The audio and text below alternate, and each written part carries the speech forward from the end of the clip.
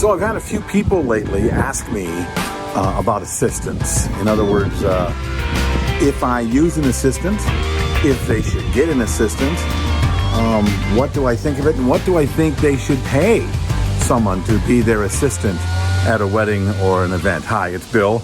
It's a creative license. Thanks for being a part of the little dog and pony show I got going every week. Thank you to my sponsors, Electro Voice, Disc Jockey News, DJ Event Planner, Promo Only, and of course my workshop, The Entertainment Experience. Ask out if you want to know more about it. So I want to answer this question, and I don't have a lot of time to do it, so I'm going to try to be brief.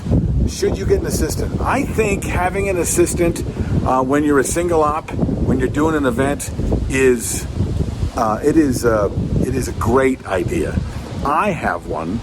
I didn't for years, and I didn't understand why I should. But the moment I had an assistant and only did one event, I got so spoiled, okay? There's so much more that I can do on behalf of my client when I have someone who has my back as kind of a stage manager or a producer, and someone who can stay on top of things when I have to be on the mic and with people. So an assistant, great. If nothing else, get an assistant who's younger than you, stronger than you, so that you can continue to do this longer, because you don't injure your back when you're setting up and tearing down and doing these sorts of things. So I think it's invaluable. Training is going to be important. Getting someone who understands you, who understands your rhythms and can work with you, very important. I've got 3 guys I work with that do this with me. I'm working on a 4th.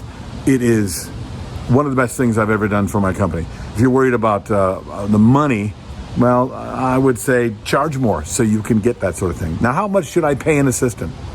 Well, if you were assisting a DJ and your job would be to set up, tear down, be with him all day, assist him throughout the event, and do all the things behind the scenes for him, what would you want to get paid? I mean, that's the first question you really want to ask. I've heard people say, well, assistants should get like a third or a quarter, or I don't know that there's a rule, really.